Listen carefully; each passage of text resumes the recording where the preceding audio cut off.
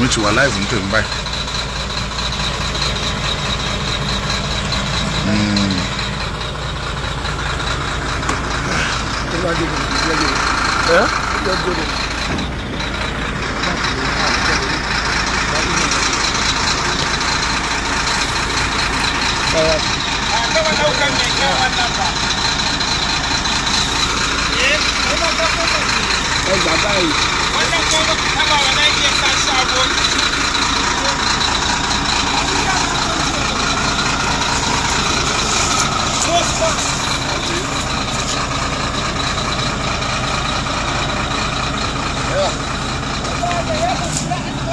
Mo kí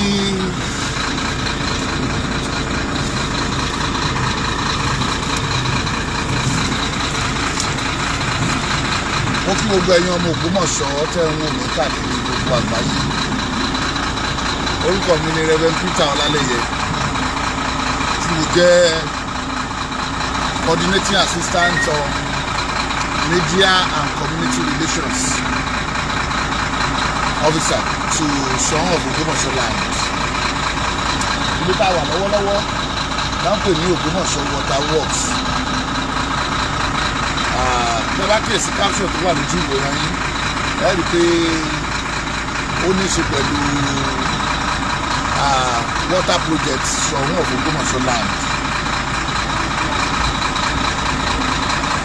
Ó ti tó gbọ́ra bí ọdún kan tá a ti bẹ̀rẹ̀ project yẹn bá ti mú pẹ̀lú òdòdó tó ń yọjú.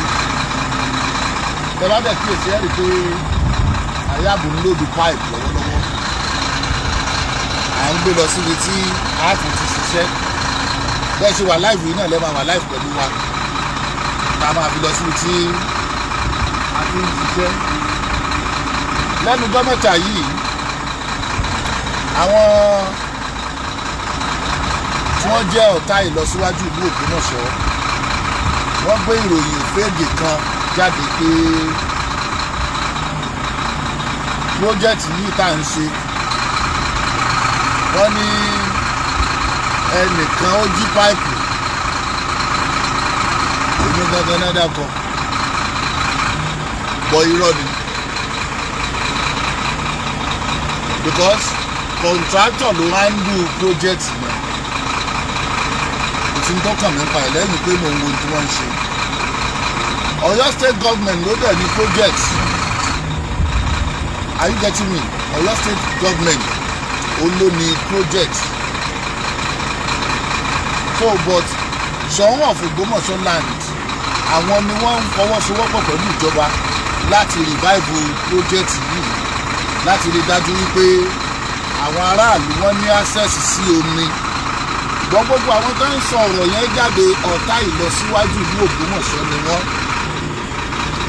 Ìdí tí mo fi ní kí àwọn mídíà kan join wa lónìí, wọ́n ní pé máa tó fẹ́ ń kó páìpù ń sìn, mo tún sọ pé wọ́n tún kó páìpù lọ. Àwọn àjọ débi tí wọ́n ti máa lò ó. Lọ́dún tí wọ́n kọ́kọ́ wá jí páìpù l'Ógbómọ̀ṣọ́ nígbà yìí ni mo mú wọn, èmi mo lead Ògbómọ̀ṣọ́ people láti mú wọn. James, Mr. Ajala yìí náà fún wọn ní fún wọn tó fà. Àwọn tó ń jẹ́ staff water ni, this is the scheme manager, ẹni tó wà ní charge inú ọgbà tá a wà yìí ó ní scheme manager.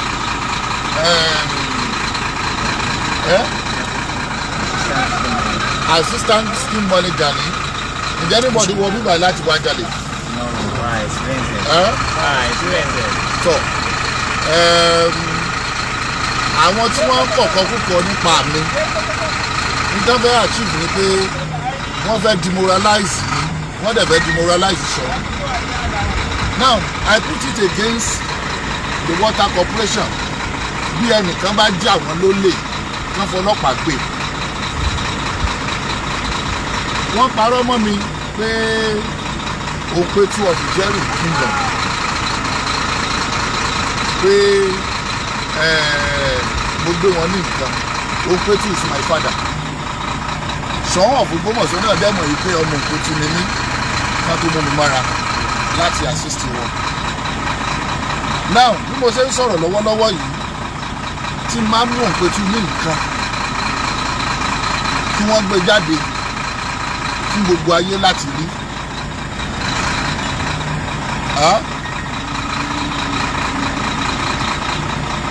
mo ní bí ẹni pẹ́jọ́ tí mo kò nílò, but the truth is that àwọn tí wọ́n jẹ́ ọ̀tá ìlú Ògbómọ̀ṣọ́ ẹ̀rí bí wọ́n ṣe describe Ṣọ̀ún of Ògbómọ̀ṣọ́ là níbẹ̀ wọ́n pè ní Tòkunbọ̀ èho Ṣọ̀ún of Ògbómọ̀ṣọ́ là wọ́n pè ní Tòkunbọ̀ kìí kìí ṣe pa àmẹ́ni tó ń dán sẹ́yìn wò àmọ́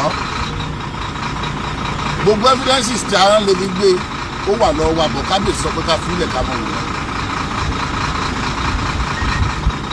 tó bá ṣe ń lòdù bá jù ú sí à ń lọ síbi ojú odò tí wọ́n á ti lò ó ní sára ship ẹgbẹ́ mọ́tò jáde wá.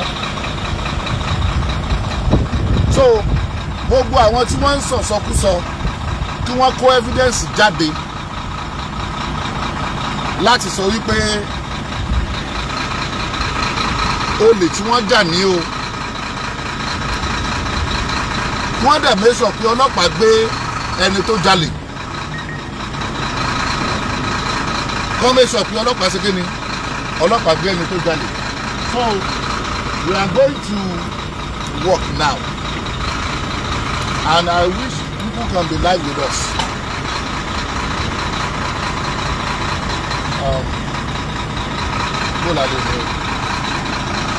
But the whole idea is to let the Ogbomoso people know that the project is still ongoing. Wọ́n fẹ́ demoralize ọba ni, wọ́n fẹ́ demoralize àwa náà tá à ń ṣiṣẹ́ pọ̀ pẹ̀lú wọn. Tí wọ́n bá anybody tó bá jí nǹkan ìjọba kí ìjọba arrest ẹ̀ kán lè rán lẹ́wọ̀n. Anybody tó bá jí nǹkan ìlú kí ìlú ó mú kán lè rán lẹ́wọ̀n. But èmi ò ní ṣépè o. Gbogbo àwọn tó ń lọ tí wọ́n ń bà mí ló kọjẹ́ tó bá ń jẹun tó ń mu nílẹ̀ Ògbómọ̀ṣọ́ Ọlọ́run tó ṣẹ̀dá ilẹ̀ Ògbómọ̀ṣọ́ máa mú wọn, ilẹ̀ Ògbómọ̀ṣọ́ náà máa mú wọn, wọn lè escape ẹ̀, there is no way tó fi máa escape ẹ̀ àfi tó bá yẹ kó mo ṣe ń tán sọ lókù. I am not afraid o, I am not afraid at all. So please we are moving down. Hello.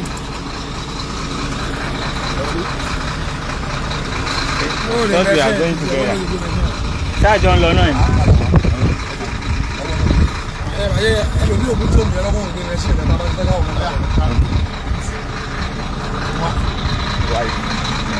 Kalo. Okay, so yes.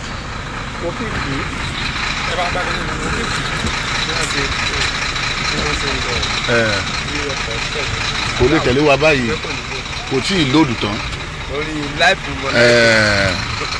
Yeah. Oh yeah. Let's go. Ẹ̀yin tèmi ẹ ṣé ẹ kú ìfẹ́ ìlú Ògbómọ̀ṣọ́.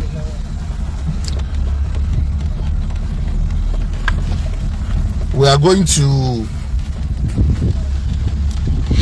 the place where the pipes are being needed, and mo ń ṣe léyìí láti rí dájú wípé ẹ̀yin tẹ́ ń support ọba Gandhi ẹ wà demoralize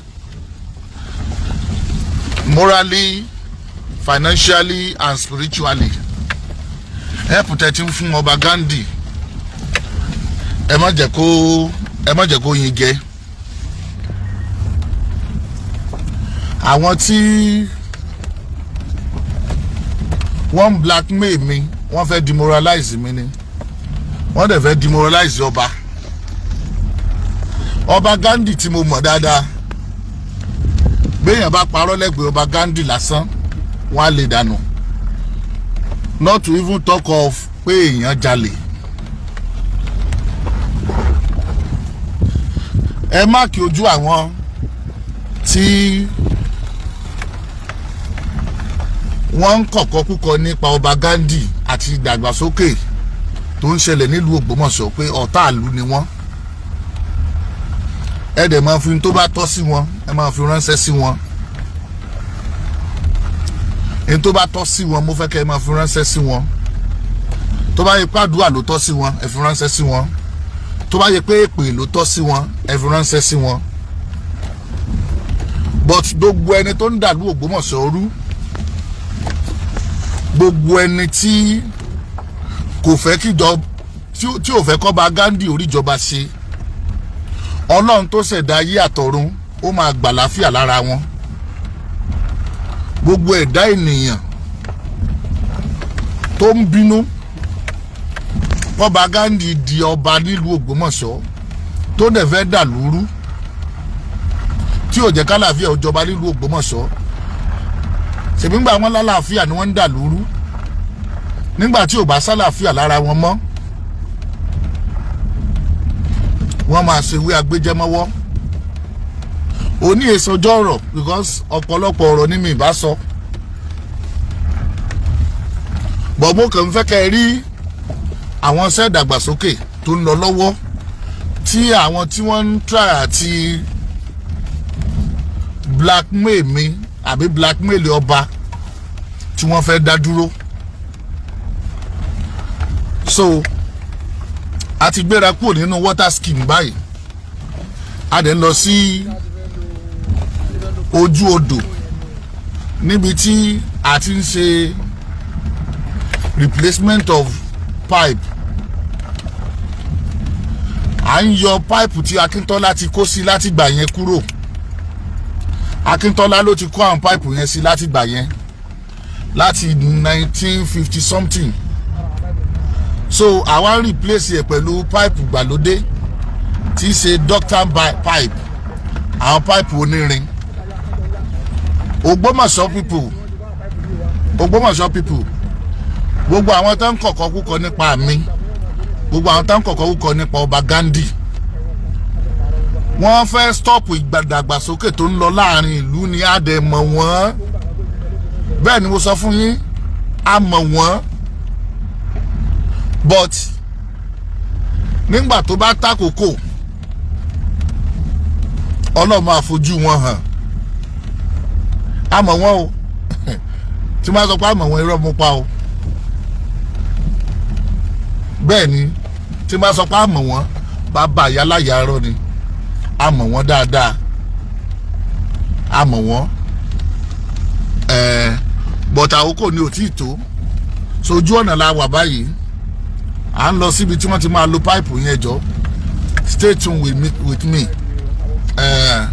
We are not far from the place at all. We will soon get there.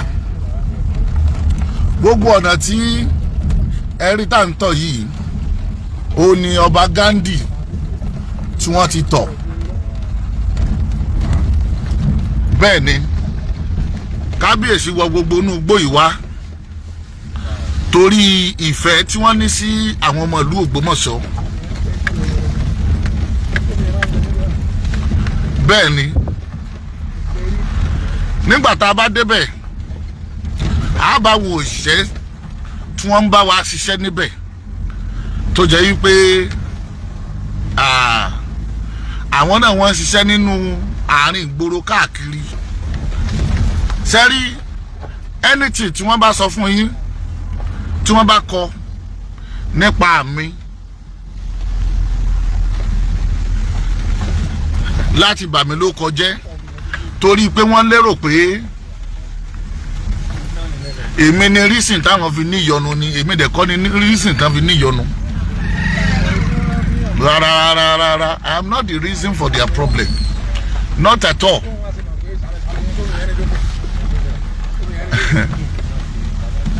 I have been a blessing to Ogbomoso community, and I'm still a blessing to a Ogbomoso community. I have done a lot for Ogbomoso community, and àti máa ṣe bọ̀ mí òun ló mú kí ọba kó request fún service mi, and I appreciate kábíyèsí for it. Gbogbo àwọn tí ń kọ̀kọ́ kúkọ nípa ọba, nípa mi, ní tó bá tọ́ sóń kálukú wọn ẹ jọ̀ọ́ ẹ máa bá mi fún wọn. Àwọn tọ́rọ̀ wọn tọ́ sí pé ẹ fún wọn, àwọn tọrọ wọn tọ́ sádùá ẹ fún wọn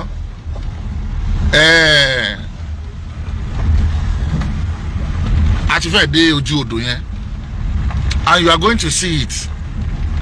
Àwọn kan sọ wípé irọ́ ni wọ́n ṣe project yẹn kan, irọ́ náà kan ń pa. Mo láyọ̀ láti sọ fún yín pé láti ìgbà tí project yìí ti bẹ̀rẹ̀ ni mo ti wà ń bẹ̀. Contractor náà gbéṣẹ́ yẹn fún, just like I said. Mi ò dẹ̀ gba a single kickback lọ́dọ̀ contractor. Mi ì dá contractor yẹn gan mọ̀ lójú. Àwọn èèyàn ẹ̀ tí ó wá ṣiṣẹ́ ni mo mọ̀. Mi ì dẹ̀ gba kickback kankan lọ́wọ́ ẹ̀. Mi ì gba a dime lọ́wọ́ contractor. Àwọn náà ní ìbànújẹ́, èmi kọ́ mo ní ìbànújẹ́. Àwọn tó mọ̀ mí wọ́n mọ irú èèyàn tí mo jẹ́. Ó kọ tí Ọlọ́run yọ̀ǹda fún mi, ó kọ tó ń ṣílẹ̀kùn níbi gbogbo tí mo bá dé láyé mi ni. Bọ̀ àwọn náà wò pé ẹ jẹ́ á lo nǹkan kan láti bọ̀ bá nú jẹ́, láti bá Reverend Peter Lálẹ́yẹ nínú jẹ́, bọ̀ mi ìṣe bà nú jẹ́, kódà mi ìṣe bà ló kọjẹ́ àtọ̀ kò sẹ́ni wuyẹ̀ tí mo dé tí mi níyì. Ìjọ tí mo ti ń dá sọ̀rọ̀ ló kódà kó tó di pọ́ bá dé tí wọ́n gbà mí pé kí wọ́n á jẹ́ agbẹnusọ àwọn àti aṣojú àwọn lọ́dọ̀ aráàlú. Mi ì gba bribe lọ́wọ́ anybody rí. Ààfin Òǹpẹ̀tù kìí ṣe àìwọ̀ fún mi. Òǹpẹ̀tù is my father.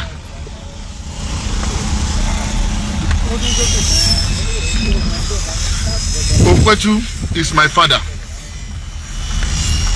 Bẹ́ẹ̀ni. And I have no case with Òǹpẹ̀tù. Kò dẹ̀ sẹ́niwẹ̀ tí mo lè dé tí mo ti máa deny pé bóyá mo mọ̀ Òǹpẹ̀tù àbí mi mọ̀ Òǹpẹ̀tù. No. Rárá. Kò sí ní tó kàn mí. Okay, so a ti dé ibi tá à ń bọ̀. Wow. Rinde? Yeah. Okay. Ibi tí wọ́n kó pipe bọ̀ ni.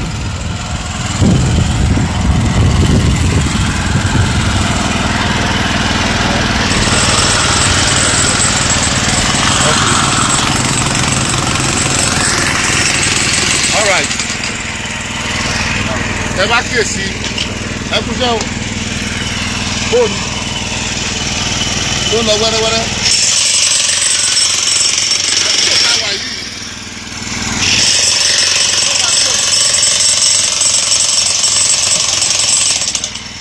ibi tá a wà iná ń pè ní ìsàlẹ̀ àárẹ̀ àti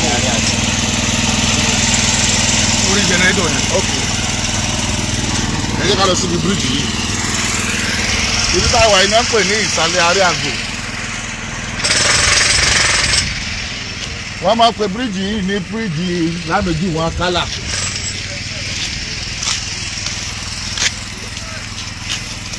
Ẹ bá kíyèsí ẹ rí i pé àwọn èèyàn wá ń ṣiṣẹ́ láti yọ àwọn páìpù tí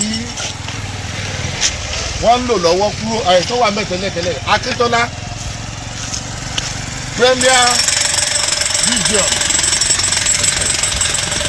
Premier of the defunct Western region olóṣè pipe síbẹ̀ láti 1950 something. So ìgbà tí kábíyèsí wá wò pé àwọn fẹ́ kó mi ó stable láàrin ìlú, instead tí àwọn pipe yẹn fi ń fọ́ tí wọ́n ń fọ́, ó bẹ́tà ká yọ àwọn onísílìn tó wà mẹ́ẹ̀kú ká gbé onírin sí ìdí nìyẹn tá a fi ń yọ. And tẹ́ bá wò láti bíbà yìí bá ti bẹ̀rẹ̀ sí ní yọ yìí. Let's go.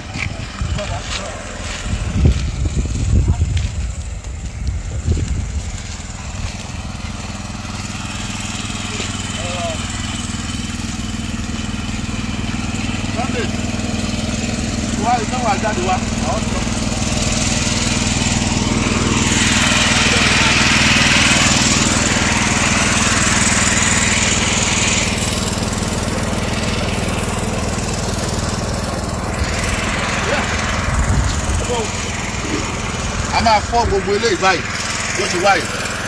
ṣé gbogbo orí ayé náà ti bàjẹ́ mọ́. a ń lọ gbogbo ẹ̀. ó yẹ yọdọ̀. a ń lọ iwájú ìgbà yìí kálukú.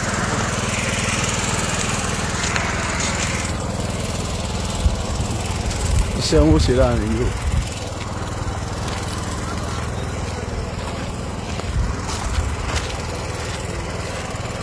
a máa yọ gbogbo nígbà.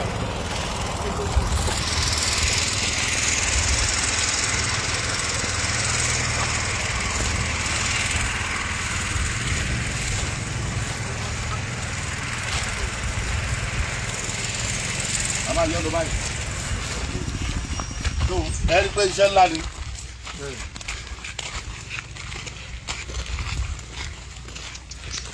ẹ wo adúrún táwọn kan fẹ́ discourage a pé ẹ mọ́ jàjà tẹ̀ ń jà ẹ jàjà yín but ẹ mọ́ fọwọ́ kan ìdàgbàsókè ìlú a pé ẹ mọ́ jàjà tẹ̀ ń jà ẹ jàjà yín tí ẹ bá ronú wípé àlàáfíà kò sí fowó rà a pé ẹ mọ́ jàjà tẹ̀ ń jà ẹ jàjà tẹ̀ ń jà but ìdàgbàsókè ìlú ó ṣe pàtàkì ẹ má bọ̀ wá.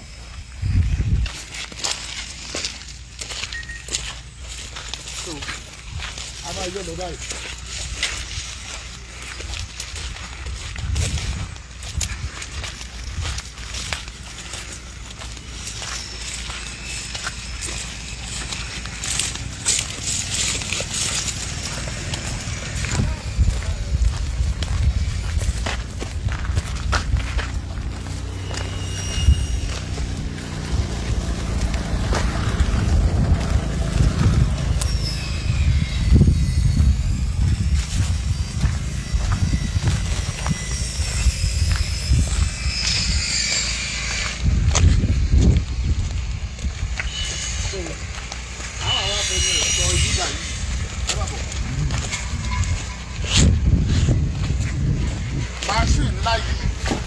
Akíntọ́lá ló yìn stọ̀ rẹ̀ lọ́dún tó ti pẹ́.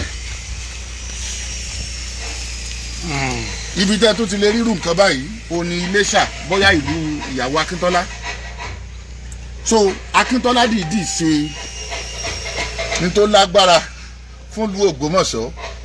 Ìdí nìyẹn tí àwọn kan fi wọ́n pè ní baba lámilámi pé sómi láwàá mọ́ láni oúnjẹ là ń béèrè omi lẹ̀ ń fún wa bọ́ ẹni ó bá fún ni ní omi ó parí oore. So gbogbo àwọn tí wọ́n ń try àti blackmail mi bí mo ti ń sọ̀rọ̀ bíbá lónìí whoever tó bá jí páìpù ní Ògbómọ̀ṣọ́ kó Ọlọ́run tó ṣẹ̀dá ayé àti ọ̀run kó mú.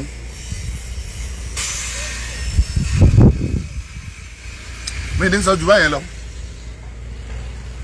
Àwọn alálẹ̀ ìlú Ògbómọ̀ṣọ́ fáwọn tó bìlíìfù nínú ọ̀rọ̀ alálẹ̀ wọ́n á mú ẹni tó jí páìpù ìlú Ògbómọ̀ṣọ́ kó. Àwọn project tá à ń ṣe nìyí. Why are they trying to blackmail me?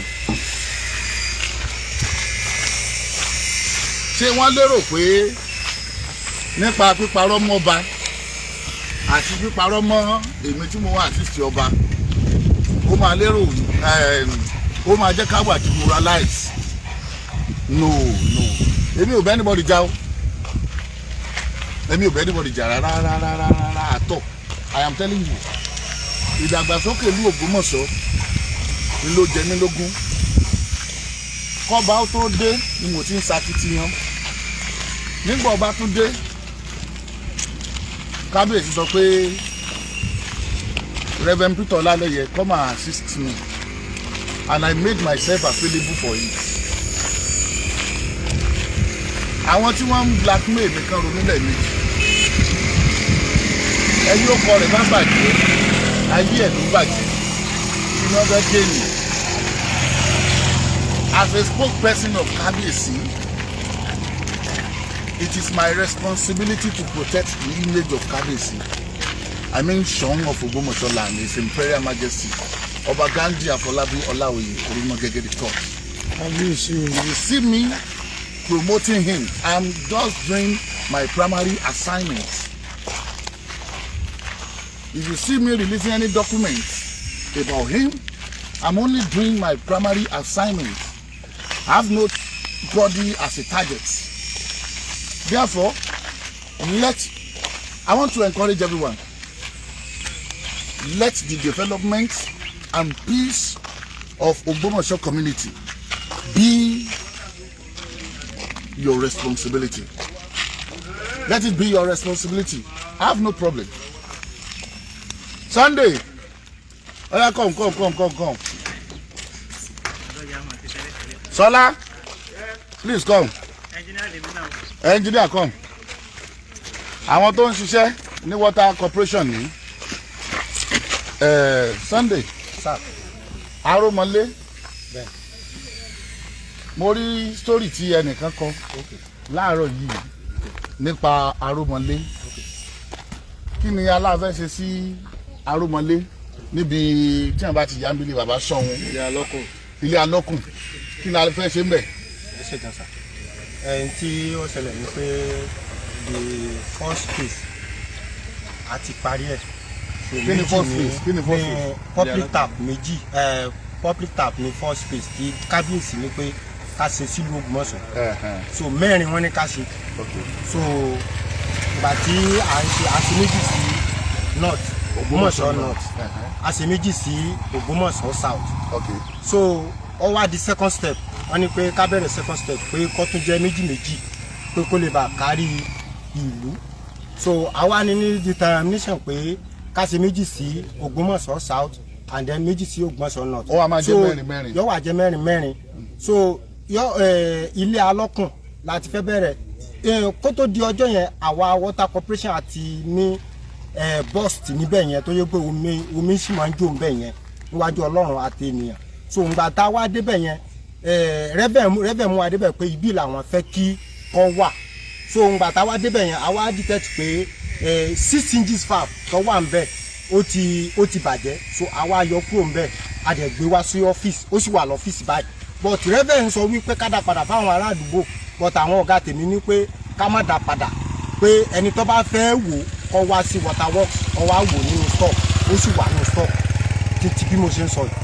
Anybody tó bá fẹ́ confirm nípa 6 inches fab yẹn that is 150 mm 6 inches fab 150 mm so ó wà ní water works anybody tó bá fẹ́ ṣe. So iṣẹ́ sì ń continue lọ́wọ́lọ́wọ́ báyìí ní sáìdì odò òru níbi tí Ọlámíjú ti ṣe gádà nísàlẹ̀ school àríàgbè. So iṣẹ́ sì ń continue bẹ́ẹ̀ ẹni tó bá rú lójú ó lè wá anytime àyè sílẹ̀ fún gbogbo ọmọ ìlú Ògbómọ̀ṣọ́ àtìlé àtòǹlé àtàlejò àyè sílẹ̀ àtàwùsá àti Ìgbò anybody àtàgàtú ni o àti everybody kí wọ́n wá wòṣẹ́ tá à ń ṣe. Ẹ ṣé o. Now eléyìí tá à ń ṣe yìí wọ́n lè tí kí wá bí ọjọ́ mélòó láti parí ẹ̀. Eléyìí tá à ń ṣe tí nípa ìgbìyànjú kábíyèsí ọba Gandhi. So tí wọ́n bá fún wa ní excavator pẹ̀lú bí wọ́n ṣe ń bá wa strike pé ká má fọwọ́ gbẹ pé torí wàhálà àwọn èèyàn. So kábíyèsí ní àti fọwọ́ gbẹ wàhálà ni ṣùgbọ́n tí wọ́n bá gbẹ pẹ̀lú machine á tèkì wá pẹ̀lú kíkì pipe lágbára lọ́wọ́ ọ̀sẹ̀ yìí ó yẹ ká lè key pipe. So by coming week ó yẹ kí ló lè rómi. All right. Yóò bá bọ̀ wọ́n ní ẹni ó fọlọ́pàá máa roko ọ̀là lójú ni. Gbogbo àwọn tí wọ́n ń kọ nǹkan nípa àmì láti bà mí ló kọjẹ́. Number 1, èmi gangan tí mi popular tẹ́lẹ̀ wọ́n mú mi popular dé. Ẹlẹ́ẹ̀kejì project kábíyèsí wọ́n tún mú kó popular pé ọba ń ṣe omi. It is never the responsibility of a king to provide water for the citizen. But ibi tí kábíyèsí ti wá wọ́n believe pé èèyàn máa ń ṣe community service. Ìdí nìyẹn tá fi ń dáwọ́lé ọ̀pọ̀lọpọ̀ ohun tí wọ́n ń ṣe. Ẹ jẹ́ ká encourage ọba ni ẹ má jẹ́ discourage wọn. Ká pé lóòótọ́ bí wọ́n ṣe kọ́ bẹ́ẹ̀ lórí by now. Ẹ jẹ́ n sòótọ́ fún yín yín ti kúrò lákàtà sọ̀hún. Ẹ gbọ́ mi. Ká pé wọ́n ṣe sọ bẹ́ẹ̀ lórí. Tẹ́ ẹ bá parọ́ létí ọba Gandhi lásán yóò lè yín dànù. Not to even talk of stealing. Ìgbà tí wọ́n sọ wípé Reverend Peter ó jí òǹpẹ̀tù ní nǹkan kù lọ́dọ̀ rẹ̀ bàbá mi ló ń pé tù tó bá yẹ pé bẹ́ẹ̀ lórí wọn ó ti kó àwọn evidence yẹn jáde bà mí ló kọjẹ́ mú mi popular ni mà bí ẹ̀yin ọ̀rẹ́ wa tẹ̀ ń kọ nǹkan gúdúgúdú bà mí ló kọjẹ́ mú mi popular ni but gẹ́gẹ́ bí olùṣọ́ àgùntàn mi gbọ́dọ̀ mọ yọ̀ pé wọ́n kọ̀kọ́ kúkọ́ ń pa mi torí bíbélì sọ pé orúkọ rere ó sàn ní yíyàn ju wúrà àti fàdákà lọ ẹni ọ̀pẹ bá dẹ̀ bàjẹ́ ayé ẹ̀ ló bàjẹ́ bí májọ́mọ̀ gbòòrò bá kàn mọ́ yọ ni pé they are talking about me èmi ni mo trend lọ́wọ́ but èmi ò like irú trend yẹn although you are making me popular as a matter of fact because people knew me they know what I can do èmi ni mo arrest àwọn tí wọ́n já olè ní water corporation James come lọ́dún tí wọ́n wá jí báàgì kó ta ló wá arrest wọn. èmi mo lead àwọn aráàlú wá balance bíi tírélà mélòó nìyẹn tírélà mẹ́ta àti àyàbù so a dẹ̀ lọ ti àwọn ẹni yẹn mọ́lé police station ní tí mo mọ̀ kò jù báyẹn lọ and here we are ẹni ìsọtọ́ fún yín ṣé ẹ mọ̀ pé wọ́n lérò pé ẹni tí ń gbẹ̀yìn bẹ́ẹ̀ bọ́ jẹ́ ni mítẹ́ palace tẹ́lẹ̀ gbogbo ilé ìtẹ́yìn sí báyìí nìsín ó jẹ́ wọ́n mọ̀ wípé tọ̀ pẹ̀lú ọkàn kan mo fi dúró ti kábíyèsí o èmi ò sọ pé kí tẹnìkan kan ó bàjẹ́ o no honestly speaking ẹni tẹ́lẹ̀ gbèjà kan tẹ́ fi ń bà mí ló kọjẹ́ mọ̀ pé èmi ò sọ pé kí tòun ó bàjẹ́ ṣùgbọ́n tèmi ò fẹ́ gbọ́ òní pé nìkan rọ́ba fún ní tí mi fẹ́ gbọ́ òní pé ẹnìkan fẹ́ ba ìtẹ́ Ògbómọ̀ṣọ́ jẹ́ ìkẹyọ̀ kan tí mi fẹ́ gbọ́ nù lẹ́yìn yẹn wọ́n bá yọ ẹni àwọn ìwọ̀n àní fi mí dípò rẹ̀ èmi ò ní problem pẹ̀lú anybody ṣùgbọ́n tó concern mi ò ní tẹ́ ìlú Ògbómọ̀ṣọ́ ẹ jẹ́ àgbàláfíà láàyè ẹ jẹ́ ká encourage ọba láti rí i dájú wípé ìdàgbàsókè ìṣẹ̀lẹ̀ ẹjọ́ nítorí ṣe pàtàkì inú o ṣe rí àwọn tán kọ̀ọ̀kan kúkọ èmi ò bẹ̀ wọ́n o at least gbogbo àwọn tí wọ́n ń wò wá nìsín tí wọ́n ń gbọ́ tí à ń sọ báyìí wọ́n ti mọ̀ ọ́tọ́ àbí kọ́m má bọ̀ lẹ́ẹ̀kan sí má bọ̀ lẹ́ẹ̀kan sí páìpù mélòó mo wá jí kó lọ́dọ̀ yín. àní mi experience ẹ̀ rí pé wọ́n jí páìpù bó ń ṣe téèyàn lè jí náà ṣẹlẹ́yìn náà rí bóyá rí àwọn tí tẹ́nìkan lè dá kó pé òun fẹ́ kó. àwọn tí wọ́n jẹ́ kí ni táìtù ẹlẹ́ẹ̀kan sí. James electrical engineering so èmi ni assistant scheme manager. So àwọn náà wà níbẹ̀ yẹn but àwọn tó bá jí páìpù ìlú Ògbómọ̀ṣọ́ ilẹ̀ ìlú Ògbómọ̀ṣọ́ máa mú wọn èmi ò mọ̀ jù báyẹn lọ kò sí ní tó kàn mí ẹni ó gba kọ́ńtíráàtì mi gba kickback lọ́dọ̀ rẹ̀ ní tó bá ní kí n ṣe ni pé kí n máa wo ní tí wọ́n ń ṣe kí n dẹ̀ rí dájú wípé ìtẹ̀síwájú ń bá ìlú Ògbómọ̀ṣọ́ lóòótọ́ bẹ́ẹ̀ yàn bá yàgbẹ́ tẹ̀yìn ònùdí kì í ṣe gbogbo èèyàn lèèyàn lè fìdí hàn ṣùgbọ́n gbogbo èyí tí ẹ̀ ń wò mo decide láti ṣe fídíò yìí kẹ́lẹ́ bá mọ̀ tó ń ṣẹlẹ̀ number one kẹ́lẹ́ bá mọ̀ nípa project kábíyèsí pé ìdí tẹ̀ fi rómi láàrin ìlú ẹjẹ́ tó bẹ̀rẹ̀ tẹ̀sí ẹ̀hún yẹn ní tiẹ̀ ìdí tẹ̀ fi rómi láàrin ìlú òun ni pé iṣẹ́ sì ń lọ lọ́wọ́ tẹ́ bá wo adúrú mítà tí mo sọ pé a máa ti yọ páìpù yẹn ẹni pé kèsè eré ọmọdé and tẹ́ bá wò dáadáa concrete 170 meter òun ni páìpù tó máa yọ tẹ́ bá dẹ̀ kéèsì ẹni pé kèye concrete ńlá ni wọ́n fi mú mọ́lẹ̀ á ní láti lọ gbé machine torí pé excavator ta fẹ́ lò kù tí ready á ní láti lọ gbé machine tá fi máa fọ́ concrete láti máa fi ṣe so that ní waste time because àwọn aráàlú wọ́n ń béèrè fún mi. so kábíyèsí ni wọ́n fẹ́ tún wá fẹ́ ìgbowó kalẹ̀ láti rí i dájú pé wọ́n tún bẹ̀rẹ̀ ẹsẹ̀ yìí èmi kọ́ wọ́n gbowó fún o. so ẹ̀yin ọmọ ìlú Ògbómọ̀ṣọ́ lọ́kùnrin àti lóbìnrin mo fẹ́ kẹ́ ẹ bá mi lu ọba Gandhi lọ́gọ̀ ẹnu ẹ bá mi táìpù thank you kábíyèsí ọba Gandhi thank you sẹ́ni gbogbo ohun tó wà nílẹ̀ yóò tó yanjú ẹ má jẹ́ abara ló kọjẹ́ ẹ má jẹ́ abàlú Ògbómọ̀ṣọ́ jẹ́ ìlú Ògbómọ̀ṣọ́ ń tà mọ́mọ́ òun làlàáfíà I am telling you níta àmọ̀lú Ògbómọ̀ṣọ́ mọ̀ òun làlàáfíà so nínú àlàáfíà láti lè sí gbogbo nǹkan Ọlọ́run á mú kí ìlú Ògbómọ̀ṣọ́ kó gòkè àgbà bí mo ti ń kó mi báyìí mo tún lọ bí project mi my responsibility is just to monitor and probably supervise so èmi ò ní problem o ẹ̀yin tẹ́ ń kọ́ ọ̀kan ó pa mi ẹ̀ ń promote èmi náà ni o ẹ sì ń promote project tó bá ń ṣe at least ẹ sá sọ wípé níbi project tó bá ń ṣe ni wọ́n ti jí nǹkan ẹ ń sọ fáwọn èèyàn ni pé ọba yín wà responsible and I'm also a responsible person I'm a responsible person so bó kí gbogbo ẹ̀yin oníròyìn tẹ́ wá thank you so much God bless you ẹ ṣé gan àbẹ ní ìbéèrè fún mi. èmi ó bi yín léèrè ọ̀rọ̀ kan nígbà tẹ́ ń sọ̀rọ̀ lẹ́ẹ̀kan ṣé a ti rí èèyàn tó wá challenge yín physically yàtọ̀ fún orí kíkọ. no ẹ kàn rí báwọn èèyàn ń kọ lásán. orí tán kọ. gbogbo ìrúkèrúdò tí wàá ń lọ nílùú Ògbómọ̀ṣọ́ kí lẹ́yìn rí bó lè jẹ́ solution tọrọ yìí fi lè parí. question ńlá lẹ béèrè yẹn o question ńlá ni o ṣe rí ẹ má jẹun parọ́ tàn yín jẹ bọ́rọ̀ yẹn ṣe rí àwọn àgbà tó jẹ ìṣẹ́bì náà ń wò pera wọn jọ. àwọn àgbà tó jẹ ìṣẹ́bì ni wọ́n pera wọn jọ. ẹ bá wa tún fáwọn tí ọgbọ Yorùbá náà. ayọ ọ̀rọ̀ àwọn àgbà ní. ọ̀rọ̀ àwọn àgbà ní. ìlú Ògbómọ̀ṣọ́ ní dàbí. ẹ lọkù ẹ lọkù ẹ lọkù.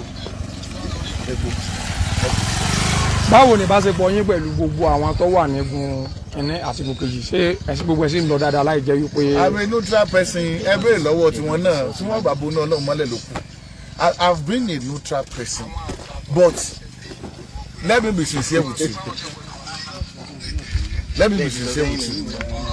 àfi tí n bá fẹ́ ṣe bí ọmọ àlè Ògbómọ̀ṣọ́ nìkan ni màá sọ pé mi ì ní dúró ti kábíyèsí I am telling you yàtọ̀ sí pé mò ń bá ọba ṣiṣẹ́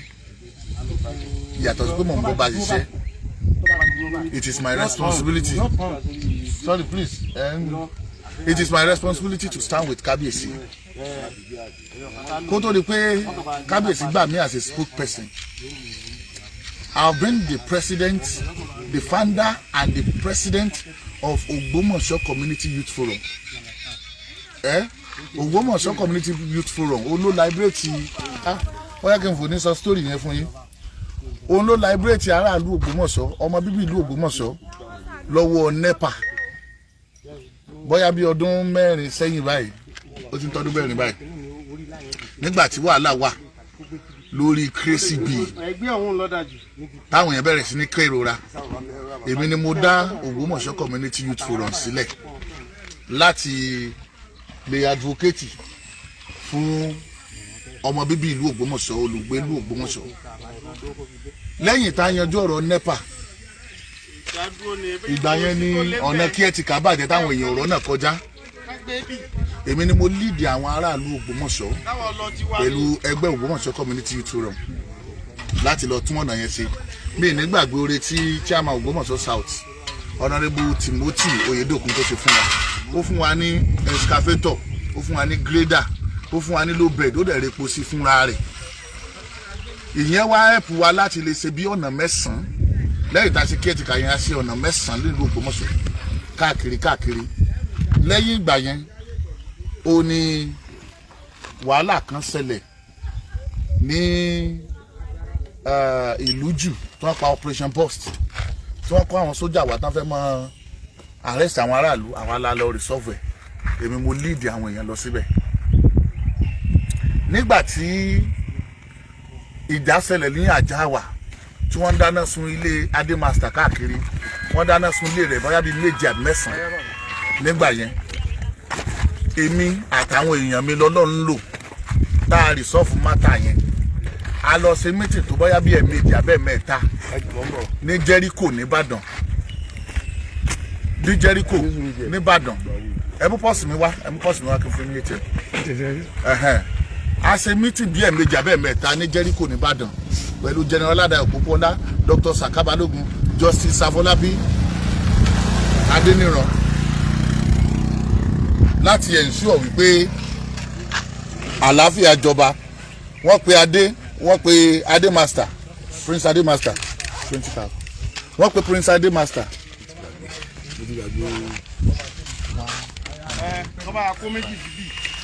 So wọ́n pe Prince Adé Master. Wọ́n pe Alájàwà. Bọ̀ Alájàwò lè wá nígbà yẹn. Wọ́n dẹ̀ resolve matter yẹn, gbogbo àwọn tí wọ́n kó lọ sí Àbújá. Wọ́n sọ fún Adé Master kó lọ release wọn. Àwa tó lọ nílò ní. Ẹ jẹ́ kí n sọ̀tọ̀ kan fún yín. Ìgbà tí wọ́n pa Gbénga Owólabí ní Àròjẹ,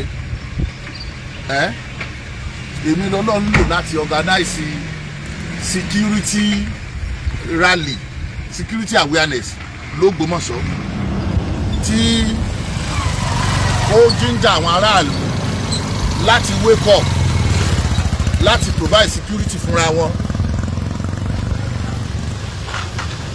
So lẹ́yìn ìgbà yẹn I have organized several things. Lọ́wọ́lọ́wọ́ báyìí ní ìsìn project Ogbomoso University ó ti bẹ̀rẹ̀. But kí n tó mọ̀ pé àwọn Ogbomoso academics àwọn náà ń ṣakitiyan. Èmi ni mo write about the need to find Agility University, and I presented the paper in Ogbomoso Parapọ̀ about 3 years ago. Nígbà táwọn Ogbomoso academics wọ́n gbọ́n pa ẹ̀ náà wá pè mí pé àwọn náà ti make effort láti dá Ogbomoso University sílẹ̀. Ṣé mo lè jẹ́ ká team up ká jọ ṣiṣẹ́ papọ̀? That's how we came together. A ti gba form lọ́dọ̀ AUC, a ti ní take up site, a ti get ilẹ̀ káàkiri, a ti ṣe academic briefing, oríṣiríṣi nǹkan lọ́lọ́run ti lò mí fún nílùú Ògbómọ̀ṣọ́. So àwọn tí wọ́n ń lérò pé àwọn lè bà mí lórúkọ jẹ́, they are only making me popular because people know my person. I'm not against anybody. I'm not against anybody. Gbogbo wàhálà tó wà ní Ògbómọ̀ṣọ́ Ọlọ́run bá yanjú ẹ̀. Àlàáfíà ó jọba. Ẹ tó púpọ̀. All right, sir.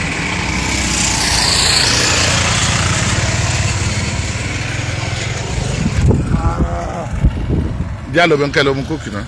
Iṣẹ́ ńlá ni ilé.